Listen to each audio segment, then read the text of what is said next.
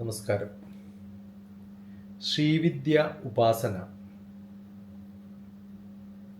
ശക്ത തന്ത്ര സമ്പ്രദായത്തിലെ ഏറ്റവും പവിത്രവും ഉയർന്നതുമായ ആത്മീയ മാർഗങ്ങളിൽ ഒന്നാണ്. സാധാരണയായി ഇത് ആരും സ്വമേധയാ ചെയ്യുന്നതല്ല. ഒരു ഗുരുവിൻ്റെ അടുത്തിരുന്ന് ഉപനിഷത്ത് ഗുരുവിൻ്റെ അടുത്തിരുന്ന് ഗുരുവിൽ നിന്ന് ദീക്ഷയായി സ്വീകരിച്ച് പഠിക്കേണ്ട ഒന്നാണ്. എന്നിരുന്നാലും ദേവിയുടെ അനുഗ്രഹം സത്യസന്ധമായി നേടുന്ന ആരും ഈ ഉപാസനയിൽ ആത്മീയമായി ആത്മാവ് തയ്യാറെടുപ്പോടുകൂടി സ്വയം മാർഗങ്ങൾ മനസ്സിലാക്കി പിന്തുടരാനും വിരോധമൊന്നുമില്ല. ശ്രീവിദ്യ ഉപാസന എങ്ങനെ സമീപിക്കണം എന്നത് ഒന്ന് ചിന്തിക്കാനാണ് ഇപ്പോൾ ഞാനിവിടെ ശ്രമിക്കുന്നത്. ആദ്യ സിദ്ധാന്തം ഗുരുവും ദീക്ഷയും തന്നെയാണ്. ശ്രീവിദ്യ സമ്പ്രദായത്തിൽ ആദ്യ ഘട്ടം എപ്പോഴും ഗുരു ദീക്ഷ ഉപാസന ആ ക്രമത്തിലാണ്. കാരണം പ്രധാന മന്ത്രം, പ്രത്യേകിച്ച് പഞ്ചദശാക്ഷരി മന്ത്രം, മന്ത്രരഹസ്യം, പവിത്രമായ രഹസ്യം എന്നാണ് സാധാരണ കരുതപ്പെടുന്നത്. അതുകൊണ്ട് പരമ്പരാഗതമായ ഉപദേശം, ഗുരുവില്ലാതെ ശ്രീവിദ്യ ഉപാസന വാതിലില്ലാതെ ക്ഷേത്രത്തിലേക്ക് കടക്കുന്ന പോലെയാണെന്നാണ് പറയാം. ചാടിക്കടക്കാൻ പറ്റുമല്ലോ മുകളിലൂടെയൊക്കെ. അപ്പോൾ ഒരു ഗുരു നൽകുന്നത് മന്ത്രദീക്ഷയാണ്, ജപിക്കാനുള്ള മാർഗങ്ങളാണ്, മന്ത്രം ശരീരത്തിൽ സ്ഥാപിക്കൽ എന്ന് പറയുന്നത് ന്യാസം എന്ന കർമ്മമാണ്, പിന്നെ യന്ത്രാരാധനയുടെ രീതികൾ, പിന്നെ ആന്തരികമായ അർത്ഥം മനസ്സിലാക്കിക്കൊണ്ടുള്ള അന്തര ധ്യാന മാർഗം കണ്ടെത്തുക, പഠിക്കുക, പ്രാക്ടീസ് ചെയ്യുക. അതുകൊണ്ട് പരമ്പരാഗതമായി ശ്രീവിദ്യ ഉപാസന ഒരു ശ്രീവിദ്യ ഗുരുവിലൂടെ സമ്പ്രദായത്തിലൂടെ ആരംഭിക്കുന്നതാണ്. ഈ ക്രമങ്ങളൊക്കെ പാലിച്ചിട്ട് മനസ്സിലാക്കിയിട്ട് ചെയ്യാൻ നന്മ എന്നാണ് പറയുക. ഇതിന് 3 നിലകളാണ്. സാധാരണ ശ്രീവിദ്യ ഉപാസനയ്ക്ക് 3 നിലകളാണ് പറയുക. ശ്രീവിദ്യ ഉപാസന ഘട്ടങ്ങൾ നോക്കുമ്പോൾ ഒന്ന് ബഹിറുപാസന, ഒന്നാമത്തെ നില. പിന്നെ അന്തറുപാസന, ഒന്ന് ബാഹ്യവും ഒന്ന് ആന്തരികവും. അപ്പോൾ ബാഹ്യമായ ആരാധനയും അത് പൂജ, യന്ത്രാരാധന ഒക്കെ ആവാം. ആന്തരികമായ ധ്യാനം ഒരു ബോധമുണ്ട് ചക്രങ്ങളുടെയൊക്കെ, അത് നേടുക എന്നുള്ളതാണ്. ഇത് ഏത് നിലയിലൊക്കെയാണ് പോവുക? മൂന്നാമത്തെ നില എന്ന് പറയുന്നത് പര ഉപാസന എന്നാണ്. അത് അദ്വൈത ബോധം, ദേവി ശുദ്ധ ചൈതന്യം തിരിച്ചറിയാനുള്ള കഴിവ്. അപ്പോൾ ഈ 3 നിലകളാണ്. ഒന്ന് ബാഹ്യമായത്, ഒന്ന് ആന്തരികമായത്, ഒന്ന് പര ഉപാസന എന്ന് പറയുന്നത്. മറ്റ് ഉപാസനകൾ, തയ്യാറെടുപ്പ് മാർഗങ്ങൾ ആർക്കും എവിടെയും ആരംഭിക്കാം. ദീക്ഷ ഇല്ലെങ്കിലും ദേവിയെ കേന്ദ്രീകരിച്ച് ചില ആത്മീയ അഭ്യാസങ്ങൾ ആരംഭിച്ച് തുടങ്ങുന്നത് തോന്നുന്നത് പോലെയൊക്കെ അവനവൻ്റെ ഇഷ്ടം പോലെയൊക്കെ ചെയ്യാം. വലിയ പ്രശ്നങ്ങളൊന്നുമില്ല. അതുകൊണ്ട് അതിലെന്താ ചെയ്യേണ്ടത്? ദേവി മഹാത്മ്യം, ദുർഗാ സപ്തശതി വായിക്കുക, സ്ഥിരമായിട്ട് ലളിതാ സഹസ്രനാമം ജപിക്കുക. അപ്പം ഞാൻ പറഞ്ഞല്ലോ, ബാഹ്യമായിട്ടുള്ള ആരോഗ്യം കിട്ടാനുള്ള അല്ലെങ്കിൽ കായികമായിട്ടുള്ള ശുംഭനിശംഭുകളൊക്കെ വധിക്കാനുള്ള ക്ഷാത്രീയപരമായിട്ടുള്ള ചിന്തകളും ഒക്കെ കഴിഞ്ഞ് മാനസികമായ ചിന്തകളിലേക്ക് ലളിതാ സഹസ്രനാമത്തിൽ കൂടെ എത്തുമ്പോഴൊക്കെയാണ് ലളിതാ ത്രിപുരസുന്ദരിയുടെ ധ്യാനം. പിന്നെ സാധാരണ ദേവി പൂജ, പിന്നെ ഗായത്രി മന്ത്രം അല്ലെങ്കിൽ ദേവി മന്ത്രജപം. ഇങ്ങനെ ക്രമത്തിലൊക്കെയാണ് ശ്രീവിദ്യ ഉപാസനയ്ക്ക് തയ്യാറെടുക്കുക. ശ്രീവിദ്യയുടെ ഹൃദയം എന്ന് പറയുന്നത് മന്ത്രം തന്നെയാണ്.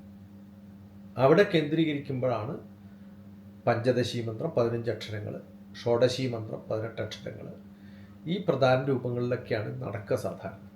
അത്യന്തം പവിത്രമായത് സാധാരണ പൊതുവെ എഴുതി പ്രചരിപ്പിക്കാത്തതും പറഞ്ഞ് പ്രചരിപ്പിക്കാത്തതും വീഡിയോയിൽ പറയാത്തതും ഒക്കെയാണ്. ഈ മന്ത്രം പ്രതിനിധീകരിക്കുന്നത് ദേവിയുടെ ബ്രഹ്മാണ്ഡ ചൈതന്യത്തിൻ്റെ അവസ്ഥയിലാണ്, സൃഷ്ടിയുടെ ഘടനയാണ്. ഒരു ചക്രത്തിൻ്റെ ജാമിതീയ രഹസ്യത്തെ എങ്ങനെ വെളിവാക്കും എന്ന ശ്രീചക്രത്തിൻ്റെയൊക്കെ ഉപാസനയിലൂടെ ശ്രീവിദ്യൻ്റെ പ്രധാന അഭ്യാസം എന്ന് പറയുന്നത് ശ്രീചക്ര ഉപാസന തന്നെയാണ്. ശ്രീചക്രം ബ്രഹ്മാണ്ഡത്തെയും മനുഷ്യ ശരീരത്തെയും ഒക്കെ മനസ്സിനെയും ഒക്കെ മോക്ഷത്തിലേക്കുള്ള ആത്മീയ യാത്രയും ഒക്കെ ബിന്ദുവിലേക്ക് എത്തുമ്പോഴത്തേക്കും മോക്ഷം കിട്ടുമെന്നൊക്കെ നമ്മൾ പറഞ്ഞു പല വീഡിയോകളിലും. ശ്രീചക്രം വരയ്ക്കുക അല്ലെങ്കിൽ സ്ഥാപിക്കുക, അത് മേരുവായിട്ട് 3 ഡയമെൻഷനിലായിട്ട് വീട്ടിലുണ്ടെങ്കിൽ അല്ലെങ്കിൽ സ്ഥാപിക്കാൻ പറ്റുമെങ്കിൽ അവ ഉള്ള അവരുടെ കേന്ദ്രത്തിൽ അത് പ്രതിഷ്ഠിച്ചിട്ടുള്ള ആൾക്കാർക്ക്, അതിന് കഴിവുള്ളവരുടെ കൂടെ ഇരുന്നിട്ടൊക്കെ പഠിക്കാം. പൂവും കുങ്കുമമൊക്കെ അർപ്പിച്ചുകൊണ്ട് ഓരോ നവാവരണ ദേവതകളെയും ആരാധിച്ചുകൊണ്ട് ഈ പൂജ നവാവരണ പൂജ എന്ന് പറയുന്ന തരത്തിലും ഹിന്ദു തന്ത്രപരമായ സങ്കീർണമായ ആഴമുള്ളതായ പൂജാരീതികളൊക്കെ ഇതിൻ്റെ ഭാഗമായിട്ടുണ്ട്. മന്ത്രം ശരീരത്തിൽ സ്ഥാപിക്കാൻ ശ്രീവിദ്യയുടെ പ്രത്യേകമായ ന്യാസം, ദൈവികമായ ശബ്ദ സ്പന്ദനം ശരീരത്തിൽ സ്ഥാപിക്കേണ്ടതാണ്.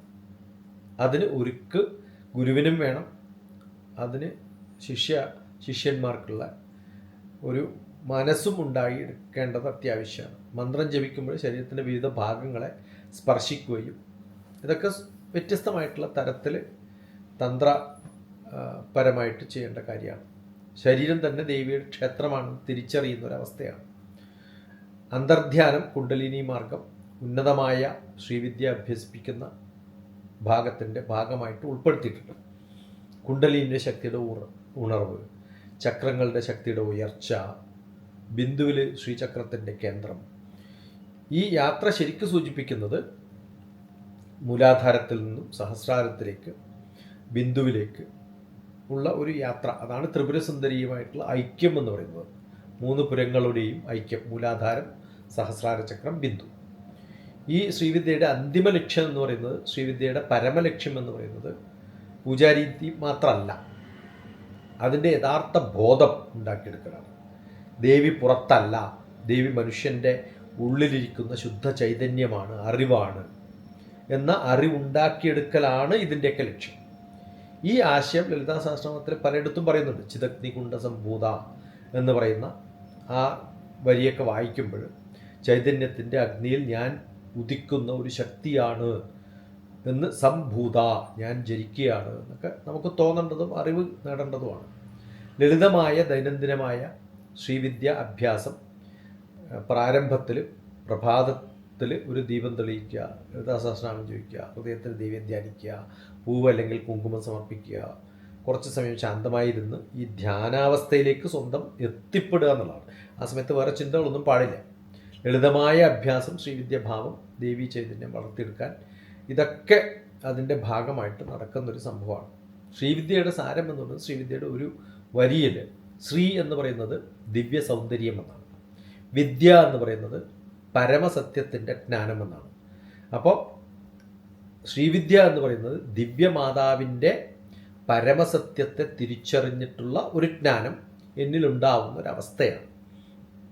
ഇത് ദേവി മാഹാത്മ്യത്തിലൂടെയും ലളിതാ സഹസ്രനാമത്തിലൂടെയും ചക്രത്തിലൂടെയും ശക്തേയ പൂജകളിലൂടെയും ഒരു ശക്ത ദേവി മാത ദർശനം നമുക്കുണ്ടാവേണ്ടതാണ്. ഇത് പഠിച്ചുകൊണ്ട് ചെയ്യേണ്ടതല്ല, അല്ലെങ്കിൽ പഠിച്ചതുകൊണ്ട് കിട്ടേണ്ടതല്ല. സ്വാഭാവികമായി ശ്രീവിദ്യയുടെ ബോധം നമ്മുടെ ഉള്ളിലേക്ക് ലയിച്ച് ഇറങ്ങി വരുന്ന, അർത്ഥം മനസ്സിലാക്കുന്ന ഒരു സംഭവം നമ്മളിൽ ജനിച്ചു വരുന്നതാണ്. അത് പൂജാരിമാർക്ക് അത് ഉണ്ടാവണമെന്നില്ല, കാരണം അത് സ്വാഭാവികമായിട്ട് പൂജ ചെയ്യും. നാമം ചെല്ലുന്നവർക്ക് അത് ഉണ്ടാവണമെന്നില്ല. അങ്ങനെ വ്യത്യസ്ത ഭാവങ്ങളിൽ ഇതിനെ കണ്ടിട്ടുണ്ട്. പക്ഷെ ഇതെല്ലാം കൂടി കേന്ദ്രീകരിച്ച് ഒന്നായി മാറുമ്പോഴാണ് നമുക്ക് ഈ സങ്കല്പത്തെ പൂർണ്ണമായി ഉൾക്കൊള്ളാൻ സാധിക്കുക. ഇതാണ് യഥാർത്ഥമായ ശ്രീവിദ്യ ഉപാസന. ദശമഹാവിദ്യയുടെ മാർഗങ്ങളിലൂടെയും ശക്തേയ പൂജകൾ കാശ്മീരി ശൈവസത്തിൻ്റെയൊക്കെ ഭാഗമായിട്ട് വ്യത്യസ്തമായ തലങ്ങളിലും ഒക്കെ എത്തിയിട്ടുള്ളവർക്ക് ഇതിൽ എളുപ്പം നടത്താൻ പറ്റും എന്നുള്ളതൊരു വാസ്തവമാണെന്ന്